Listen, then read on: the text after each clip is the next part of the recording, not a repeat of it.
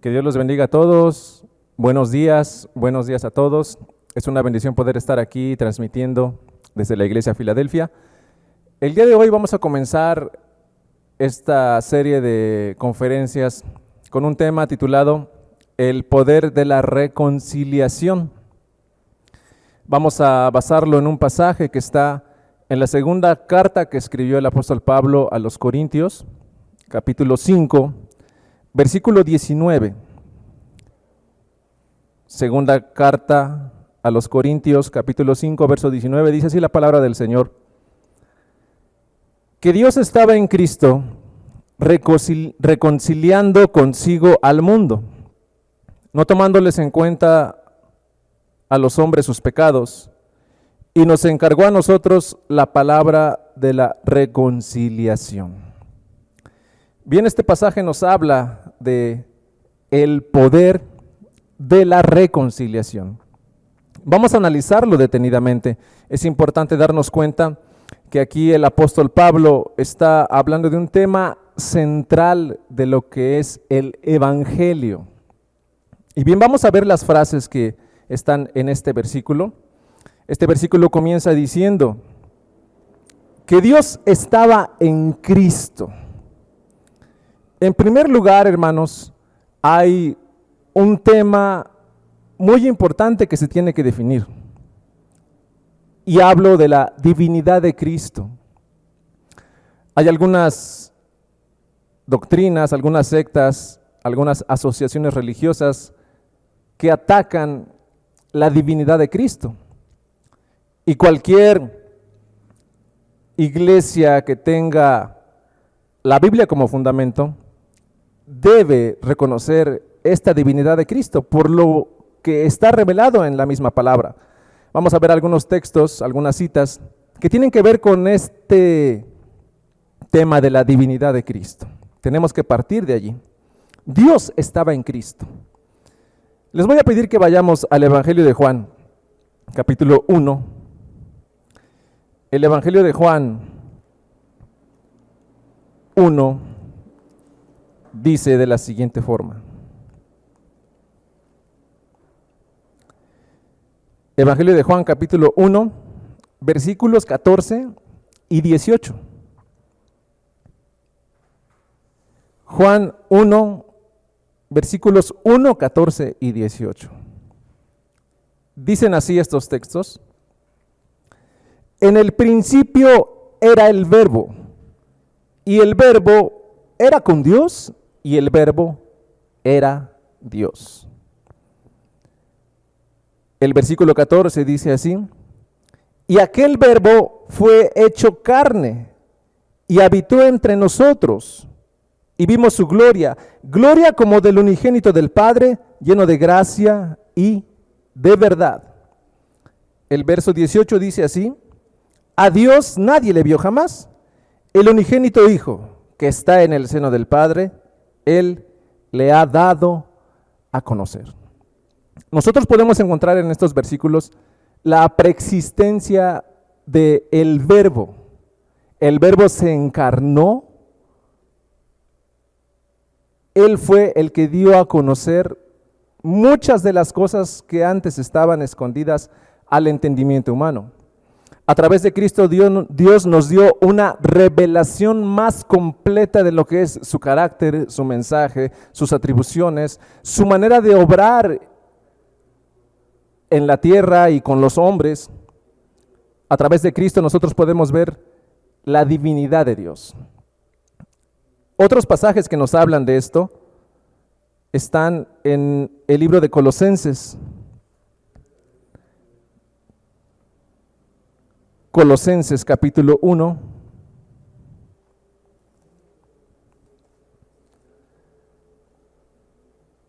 Versículos 15 al 17. Dice así la palabra de Dios. Colosenses 1 del 15 al 17. Él, está hablando este pasaje de Jesucristo, es la imagen del Dios invisible, el primogénito de toda creación. Porque en Él fueron creadas todas las cosas que hay en los cielos y las que hay en la tierra, visibles e invisibles, sean tronos, sean dominios, sean principados, sean potestades, todo fue creado por medio de Él y para Él. Y Él, es decir, Jesucristo, el Verbo, es antes de todas las cosas, y todas las cosas en Él subsisten.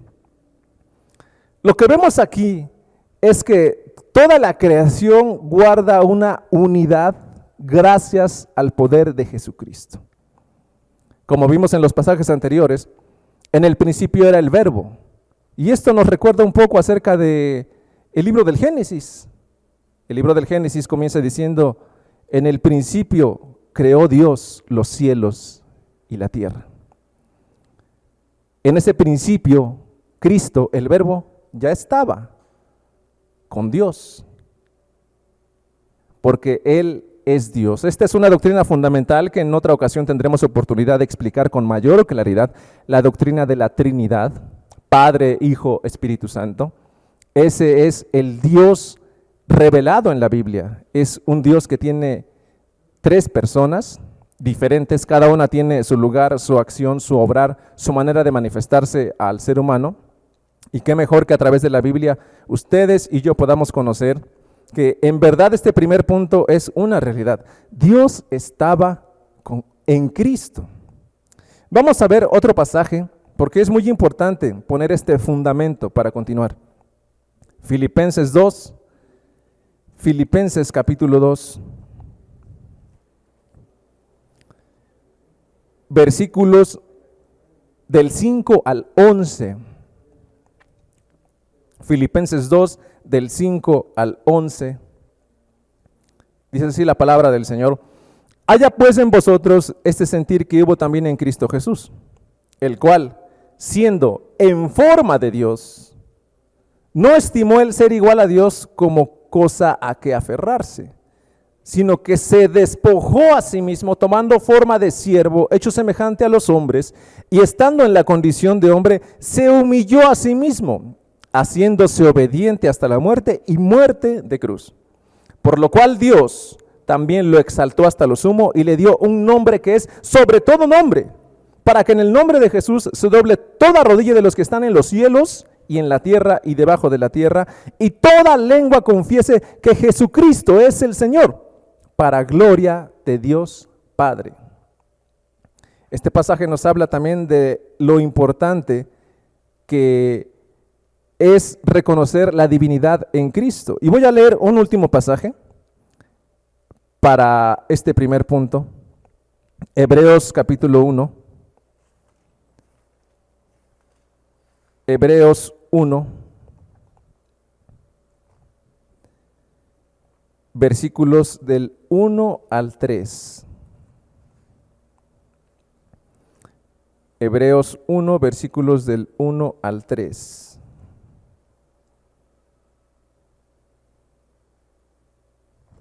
La palabra del Señor dice así: Dios, habiendo hablado muchas veces y de muchas maneras en otro tiempo a los padres por los profetas, en estos postreros días nos ha hablado por el Hijo, a quien constituyó heredero de todo y por quien asimismo hizo el universo, el cual, siendo el resplandor de su gloria y la imagen misma de su sustancia, y quien sustenta todas las cosas con la palabra de su poder, habiendo efectuado la purificación de nuestros pecados por medio de sí mismo, se sentó a la diestra de la majestad en las alturas. La gran importancia que tiene Cristo en la revelación de Dios a la tierra es que Él es el tema central, el autor y consumador de la fe. Lo vamos a ver en el desarrollo de esta enseñanza. Debemos entender este primer punto. Dios estaba en Cristo. Cristo tiene divinidad. Cristo es divino. Cristo, al igual que el Padre, al igual que el Espíritu Santo, tienen esa esencia divina. Después de haber puesto este fundamento, vamos a avanzar mirando el pasaje central que citamos en un principio. Versículo 19 del capítulo 5 de la segunda carta a los Corintios. Que Dios estaba en Cristo. reconciliando al mundo. Dios estaba en Cristo reconciliando al mundo. La palabra reconciliar significa que se ha dejado atrás una pelea o un enfrentamiento. Significa también renovar. Significa también juntar algo que estaba originalmente unido, pero que ahora está separado. Entonces lo queremos juntar nuevamente. Y esta palabra, hermanos, nos lleva a una palabra que aparece en el Antiguo Testamento, en el original, que es la palabra tánatos. Esta palabra tánatos significa muerte, pero nosotros podemos, al analizar esta palabra, darnos cuenta que significa una separación, porque no se puede reconciliar algo si no está separado, es decir, no se puede juntar algo si no está separado. Y la palabra reconciliación significa precisamente eso, juntar algo que estaba originalmente unido, pero que ahora está separado. Eso es reconciliar, volver algo así como al diseño original. Y nosotros podríamos preguntarnos, bueno, ¿por qué Dios está en Cristo reconciliando al mundo? Obviamente está hablando de todas las personas que existen en el mundo y que han existido y que existirán. Pero surge la pregunta, ¿por qué es necesaria esta reconciliación? La misma palabra de Dios nos revela que el linaje humano se encuentra separado de Dios. Y esta separación se ha dado a través de la muerte. Cuando usted y yo leemos el libro del Génesis, vemos que Dios creó todo en una perfección espectacular. Afinó detalladamente el orden de los tiempos, de la materia, del espacio, para que la vida en este mundo fuera posible. Él afinó exactamente la inclinación de la tierra, la temperatura de la tierra, el clima, los vientos, el universo entero. Existe un ajuste finamente detallado para que todo pueda funcionar de manera correcta. Ahora, el plan de Dios era que esto se mantuviera en una sintonía y en una armonía total. Pero vemos en el libro del Génesis que cuando Dios le dio las instrucciones a Adán, él tomó deliberadamente la decisión de hacer a un lado a Dios en sus decisiones. Y esto como consecuencia trajo a una realidad la advertencia que Dios ya la había hecho con anterioridad. Él le dijo, de todo el fruto de el Edén tú puedes comer, excepto de uno. Y conocemos la trágica historia. Adán, su esposa, comieron del fruto prohibido. Producto de ello, si usted se da cuenta al leer el libro del Génesis, no cayó muerto al instante que comió ese fruto. Las consecuencias vinieron en un futuro posterior. En ese momento lo que fue evidente fue una separación espiritual, porque eso es lo que significa la palabra tánatos, separación, en dos sentidos. En primer lugar, significa separación de la parte espiritual del cuerpo, es decir, cuando ustedes o yo lleguemos a morir, se va a decir, esa persona murió. ¿Y qué debemos entender por ello? Podemos entender que su parte espiritual se separó de su cuerpo, el cuerpo regresó al polvo y la parte espiritual ha quedado separada del cuerpo. De manera semejante, esa separación tiene consecuencia en el otro sentido, en una separación entre Dios y el ser humano. Podemos darnos cuenta que cuando Dios buscó a Adán, él se escondió. Y eso es lo que le sucede al ser humano cuando Dios lo busca. La primera reacción regularmente, cuando Dios nos busca, cuando Dios te busca a ti, cuando Dios me buscó a mí, la primera reacción que tenemos regularmente es tratar de huir del omnipresente. Eso es algo absurdo, pero tratamos de hacerlo, dado que no conocemos los atributos esenciales de Dios. Él está en todos lados, Él conoce todas las cosas. ¿Quién podrá esconderse del omnipresente, del Dios Todopoderoso? Y el mismo salmista lo dijo: ¿a dónde me iré de tu espíritu? ¿A dónde huiré de tu presencia? Si voy a los cielos, allí estás. Si voy a lo más profundo de la tierra, allí estás. Si voy a lo más profundo de la mar, allí estás. Si tomare las alas del alba y me perdiera en el horizonte, aún allí me guiará tu mano y me asirá tu diestra. Es claro que jamás podremos escondernos de Dios. Sin embargo, la decisión equivocada que Adán tomó y su esposa de desobedecer a Dios hizo que ellos sintieran vergüenza y trataran de alejarse del santo, del omnipotente, del omnisciente. Y desafortunadamente, esa caída, esa separación en estos dos sentidos que afectaron la vida de Adán, es decir, esa separación espiritualmente de que Dios ya no iba a tener una comunión como antes la había tenido con Adán y con Eva, ahora ya esa comunión no iba a ser una realidad. Ya iba a haber una separación. De igual forma, en el ámbito físico, él iba a morir, es decir, iba a llegar un momento en el que su alma se iba a separar de su cuerpo, iba a dejar de vivir. Y esas consecuencias, desde esos principios, vinieron a afectarnos a todos hasta el día de hoy.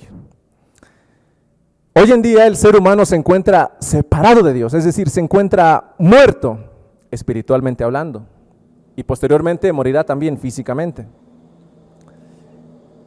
Este es un tema crucial, porque esa separación la podemos ver en algunos pasajes que vamos a citar a continuación.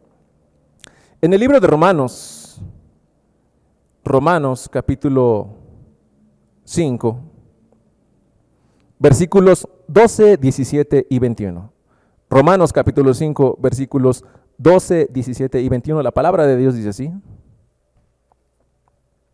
5, 12 dice así.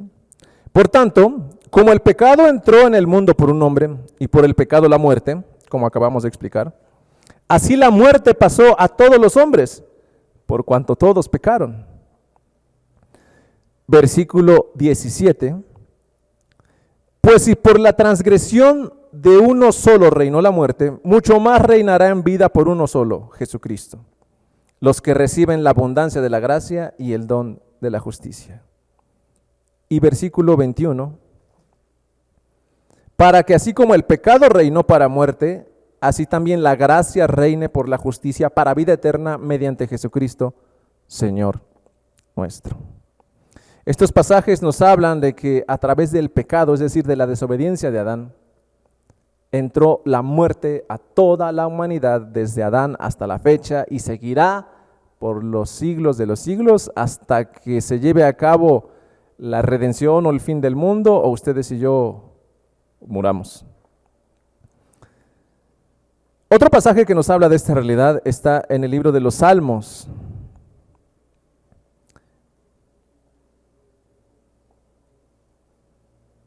El libro de los Salmos, capítulo 7. El pecado afectó a todos. Nos trajo muerte, es decir, separación de Dios. Hoy en día al ser humano le es muy difícil comunicarse con Dios. El libro de los Salmos, capítulo 7, versículos 11 al 16 dice así.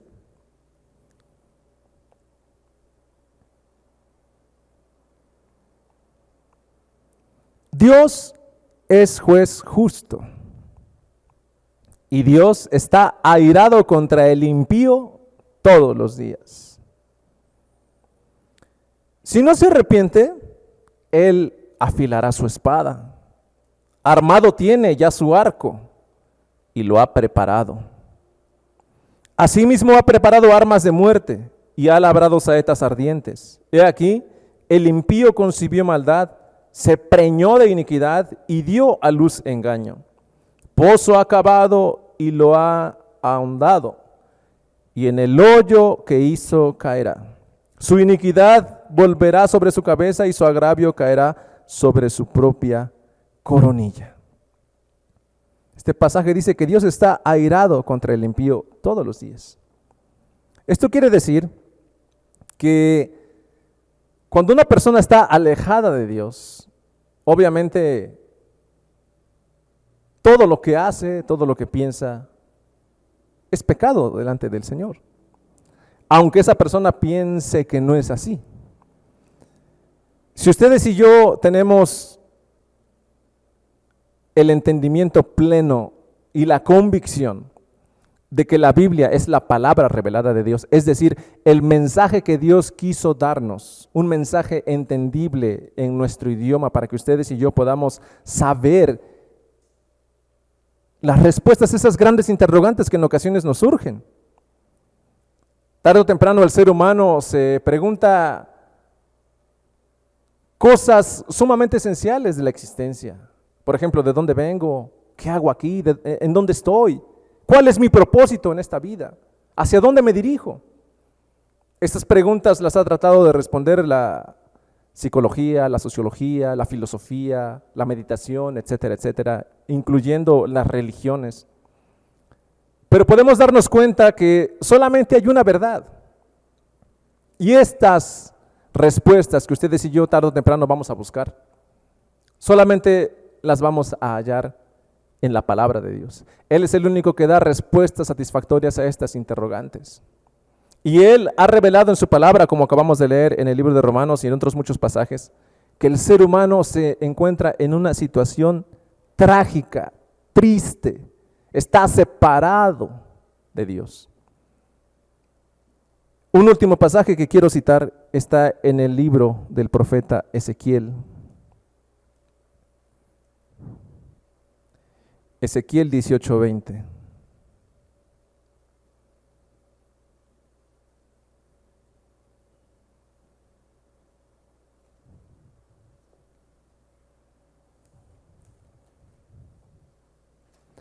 Ezequiel 18:20 dice así: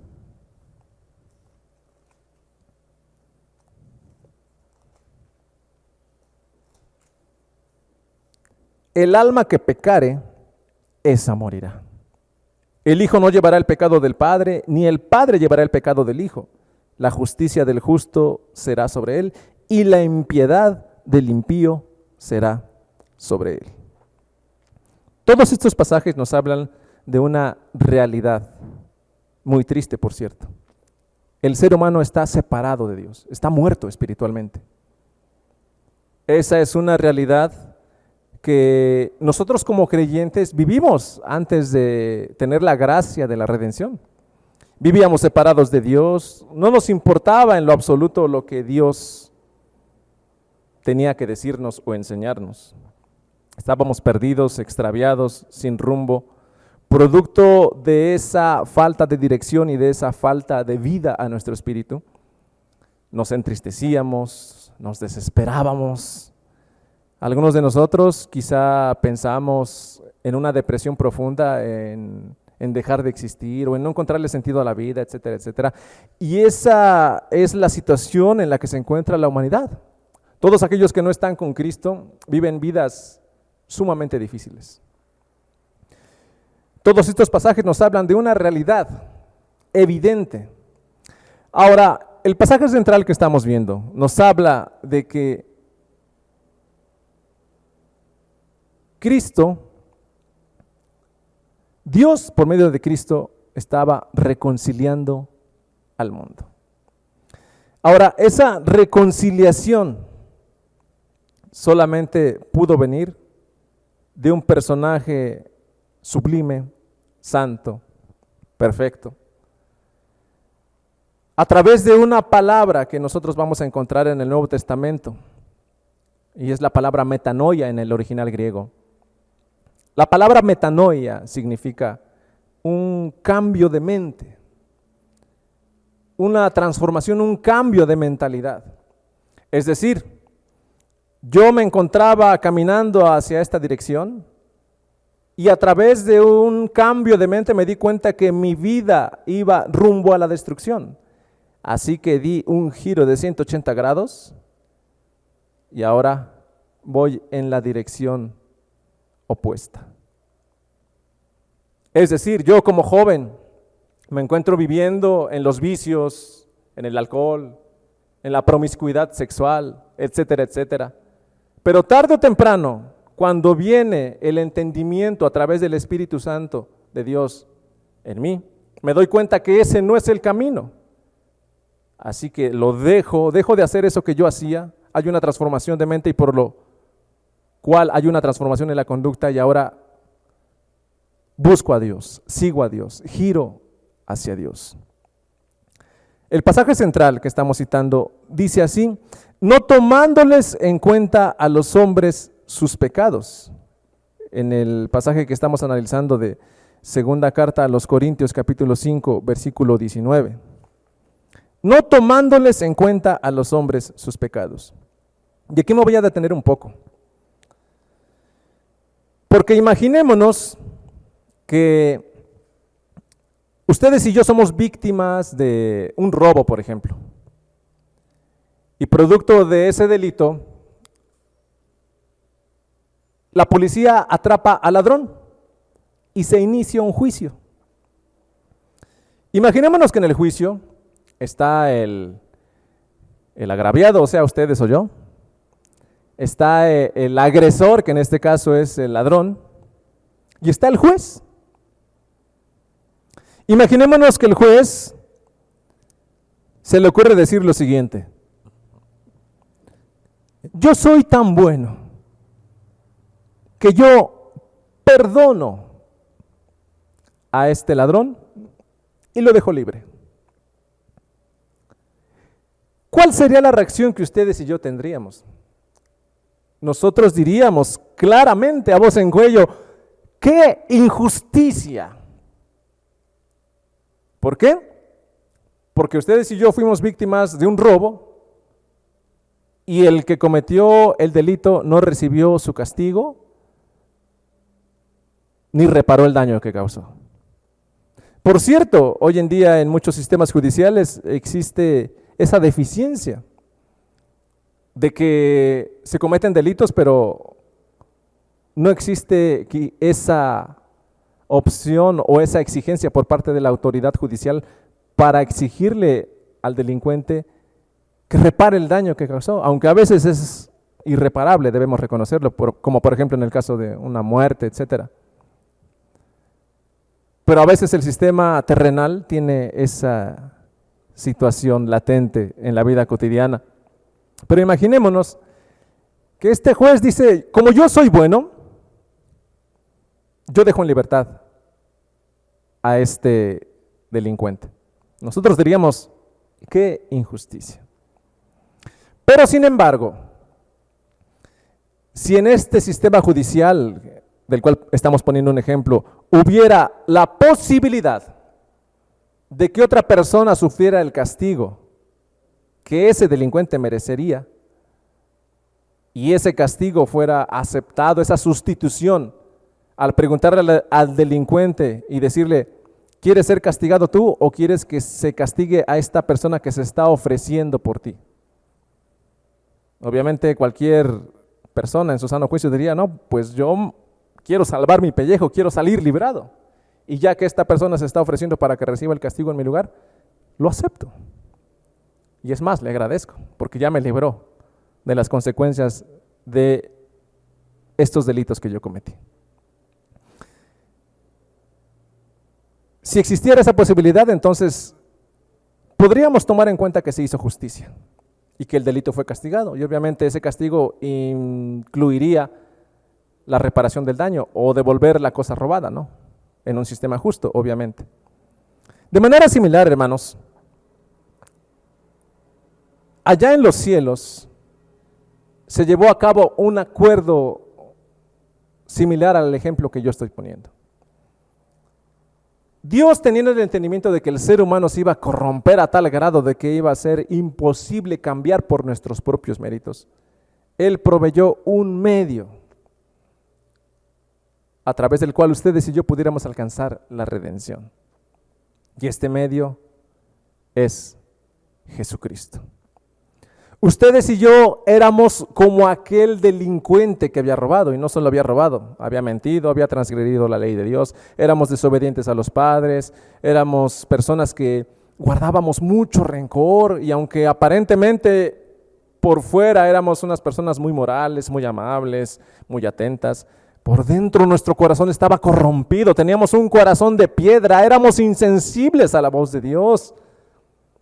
Estábamos totalmente perdidos en tinieblas, en la oscuridad, caminando hacia la condenación, hacia un destino sumamente trágico. Pero gracias a Dios, y bendito sea el nombre de Dios, que nos ha reconciliado por medio de Cristo. Vamos a leer un pasaje que está en el libro del profeta Isaías. El profeta Isaías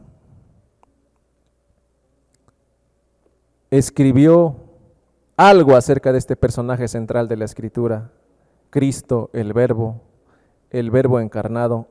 Isaías capítulo 53. Dice así la palabra del Señor. Isaías 53, 1 dice así: ¿Quién ha creído nuestro anuncio? ¿Y sobre quién se ha manifestado el brazo de Jehová? Subirá cual renuevo delante de él, y como raíz de tierra seca. No hay parecer en él ni hermosura. Lo veremos más inatractivo para que le deseemos. Despreciado y desechado entre los hombres, varón de dolores, experimentado en quebranto. Y como que escondimos de él el rostro, fue menospreciado y no lo estimamos. Ciertamente llevó él nuestras enfermedades y sufrió nuestros dolores, y nosotros le tuvimos por azotado, herido de Dios y abatido.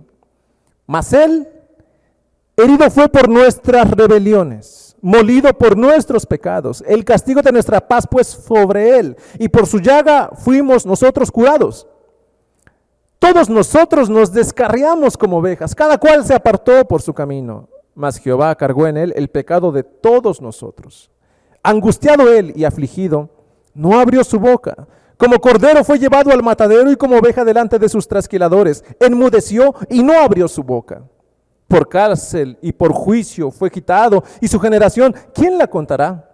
Porque fue cortado de la tierra de los vivientes, y por la rebelión de mi pueblo fue herido.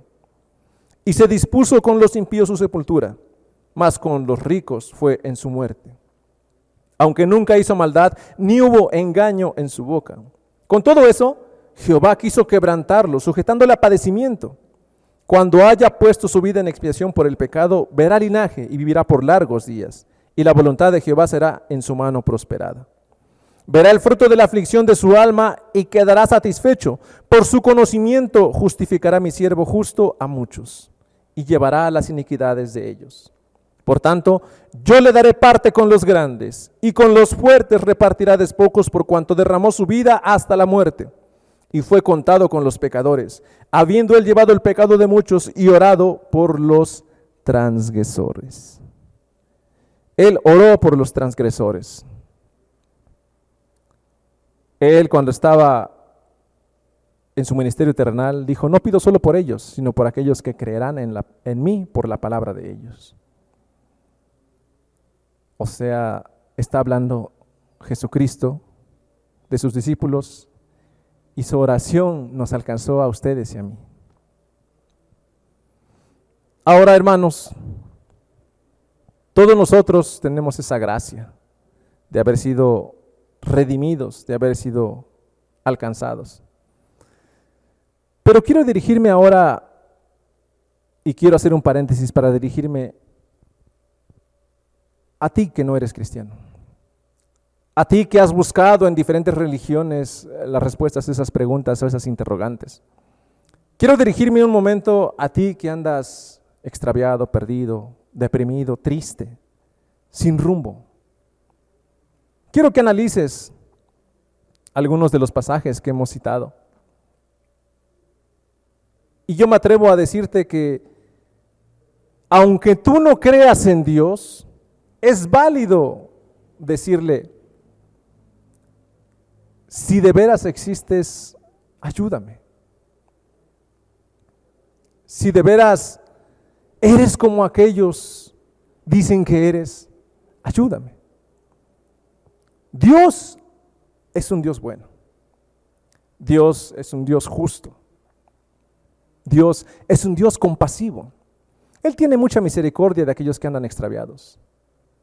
Él tiene mucha misericordia de ti y tiene la capacidad de transformar tu vida, de hacer y de provocar en ti esa metanoia, ese cambio de mentalidad. Hay un pasaje en los libros, en el libro de los Proverbios, que dice que el que encubre sus pecados no prosperará, pero el que los confiesa y se aparta alcanza misericordia. Dios no nos va a tomar en cuenta nuestros pecados siempre y cuando exista un arrepentimiento genuino. Y al decir un arrepentimiento no te estoy diciendo que tienes que llorar, no te estoy diciendo que tienes que recitar ciertas palabras. No, esa es una obra que solo Dios puede hacer en lo más profundo de tu ser. El arrepentimiento es una obra de Dios, directamente de Dios. Y eso es algo a lo que el ser humano llega tarde o temprano, si Dios así lo quiere. Si Dios ha determinado redimirte, Él, aunque huyamos, nos guiará una y otra vez a su presencia. Él es bueno, Él es misericordioso, Él sabe lo que nos conviene. Y si tú has estado extraviado, te has alejado de Dios, vives una vida sin sentido, hoy es el día. He aquí el tiempo aceptable, he aquí el día de salvación. Tú puedes venir a Dios, tú puedes acercarte a Dios, tú puedes comenzar a reunirte en una iglesia, tú puedes comenzar a leer la Biblia, a abrir la palabra de Dios. Acabamos de leer que no hay justo, ni aún uno. Todos los seres humanos somos pecadores y no lo entendemos hasta que el Señor mismo nos revela esa condición delante de Él. Vivimos por muchos años pensando que somos buenos, pensando que hacemos cosas buenas, pensando que llevamos una vida agradable y correcta, incluso si en algún momento, cuando vivimos lejos de Dios, si en algún momento nos preguntaban si nos interesábamos por Dios o si teníamos ganas de adorarle, muchos de nosotros dijimos, no, en lo absoluto, no queremos, estamos bien. Hasta el día en que nos dimos cuenta de que la verdad revelada en la palabra de Dios, es decir, que ustedes y yo somos unos pecadores perdidos, extraviados como ovejas, descarrilados, muertos espiritualmente. Esto no es agradable al oído humano, porque al oído humano le gusta que le digan tú eres perfecto, tú eres vencedor, tú puedes hacer cualquier cosa, tú puedes hacer todo lo que te propongas, tú ponte objetivos y alcanza tus metas y tú puedes, es más, repite conmigo, di yo puedo, sí, 1, 2, 3. Todo esto existe en este mundo, pero una y otra vez nos vamos a dar cuenta de que la realidad de la Biblia nos alcanzará. Pero gracias a Dios que existe esta oportunidad. Tú puedes reconciliarte con Dios al venir a Cristo, al entender su mensaje, al entender la gracia derramada. Y tú puedes ponerte a cuentas con Dios y cambiar tu manera de vivir. Disfrutar la vida abundante que Dios ha dispuesto para aquellos que hagan caso al llamado que Él ha hecho. Y bien, para terminar, y yendo hacia el final de este mensaje, el pasaje que nos está ocupando en 2 Corintios 5:19 dice así, que Dios estaba con Cristo. Ya analizamos algunos pasajes que tienen que ver con esta realidad. La divinidad de Cristo, la perfección de Cristo, la santidad de Cristo, el verbo encarnado, el camino, verdad y vida. Dios estaba con Cristo reconciliando consigo al mundo. Estaba reconciliando consigo al mundo. Es decir, estaba juntando nuevamente eso que estaba separado. Lo que la muerte trajo, separación, Dios por medio de Cristo nos ha traído la reconciliación, nos ha vuelto a juntar. No tomándoles en cuenta a los hombres sus pecados, es decir, Dios está listo y dispuesto para perdonar a aquel que en primer lugar reconozca que ha hecho lo malo, que ha pecado. pida perdón a Dios y se aparte de su conducta y de sus pensamientos pecaminosos. Si tú haces eso, entonces podrás experimentar la gloria de lo que la Biblia llama el nuevo nacimiento. Qué hermoso es cuando una persona nace de nuevo. Qué precioso es cuando una persona experimenta el nuevo nacimiento. Eso que ni el más ilustre judío pudo entender cuando tuvo enfrente a Jesucristo, y estoy hablando de Nicodemo. En el Evangelio de Juan capítulo 3, nosotros vemos una conversación entre Jesucristo y Nicodemo. Y Nicodemo vino a Jesús de noche. Y él le dice a Cristo, sabemos que has venido como maestro, sabemos que has venido de Dios. Y antes de que Nicodemo pudiera hacerle preguntas o hablar con él, Jesucristo, conociendo la necesidad primordial de este personaje, le dijo lo siguiente: ninguno puede entrar al reino de los cielos si no ha nacido de nuevo. Y esta declaración a Nicodemo lo consternó. Él decía, tomando de forma literal las palabras de Cristo, ¿cómo puede el hombre volver a nacer siendo viejo? ¿Puede acaso entrar nuevamente al vientre de su madre y nacer? Y Jesucristo le dijo, lo que es nacido de carne, carne es.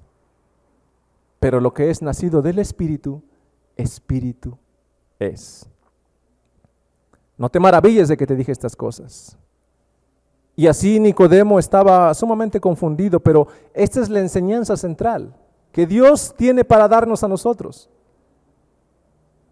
Que Dios vino a reconciliarnos por medio de Cristo. Y esa reconciliación trae en muchos, en la mayoría, un nuevo nacimiento. Nacemos de nuevo, nacemos del Espíritu. Tenemos una vida completamente nueva. Pero todo ha sido por sustitución de Cristo. Él ha recibido la paga por tus pecados y por mis pecados. En el sistema judicial de Dios existe esa postura de castigar al impío, de castigar al pecador. Dios, habiendo acumulado una ira tan grande y estando a punto de derramar su ira sobre la humanidad, fue Cristo quien se puso entre cada uno de nosotros y Dios, para recibir Él el castigo, para recibir Él la condenación. En su cuerpo fueron castigados los pecados de todos los seres humanos, presentes, pasados y futuros. Por eso, por consecuencia, todo aquel que venga a Cristo, confiando en Él, tiene entrada al reino. Es maravilloso saber que no tenemos que hacer algo para agradar a Dios. Si bien las obras buenas son el fruto de una fe genuina, para alcanzar la salvación no tenemos que hacer nada más que creer, más que acercarnos a Él, arrepentirnos, pedir perdón, cambiar. Pero todo eso lo hace Dios. El poder de la reconciliación es ilimitado. Dios nos ha reconciliado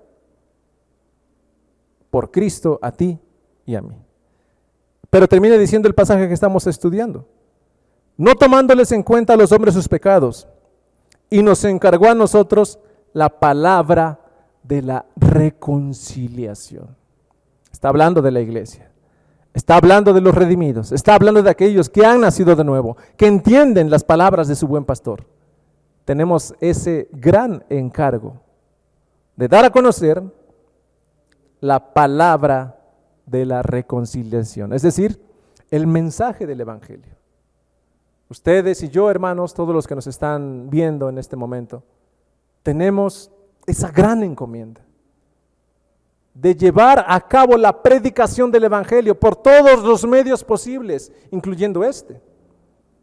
Y qué bueno que el Señor nos da esa oportunidad de ahora tener presencia más abundante en las redes sociales, en YouTube, en Facebook, etcétera.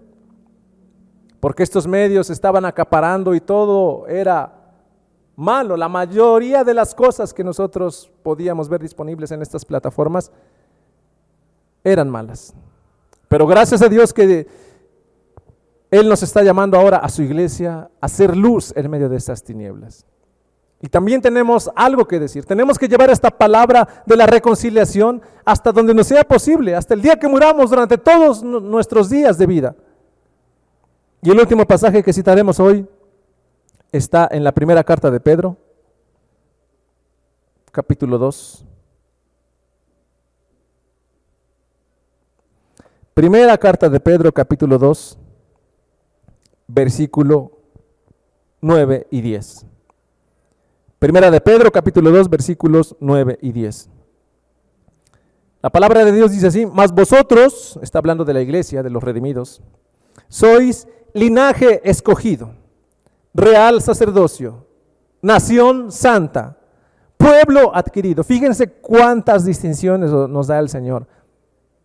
Y esto podría hacernos sentir importantes, y para Dios lo somos, pero no lo hace Él para levantarnos el ego o para pensar que tenemos algo, sino que todo lo que tenemos es por gracia de Dios. Y Él nos llama su linaje escogido, su real sacerdocio, nación santa, pueblo adquirido, pero tiene un propósito para nosotros. Dice así la siguiente sección de este pasaje: para que anunciéis las virtudes de aquel que os llamó de las tinieblas a su luz admirable. Vosotros que en otro tiempo no erais pueblo, pero que ahora sois pueblo de Dios. Que en otro tiempo no habíais alcanzado misericordia, pero ahora habéis alcanzado misericordia. Ustedes y yo, hermanos, tenemos este gran encargo de transmitir esta palabra de la reconciliación.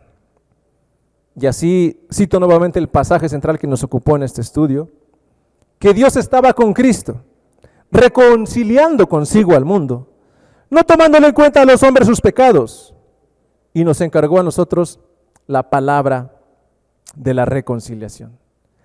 Iglesia, tenemos que compartir el Evangelio a través de nuestra vida, a través de nuestros pensamientos, a través de nuestras palabras, a través de nuestros actos. En ocasiones tendremos que predicar el Evangelio sin palabra. Bastará el comportamiento, bastará el amor en la iglesia de unos por otros para que en esto conozcan que somos discípulos de Cristo, en que tengamos amor unos por otros.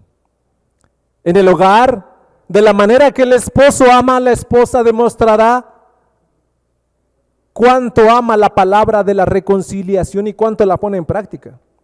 Si ama a su esposa con todo su corazón, y él se sujeta a su cabeza, que es Cristo.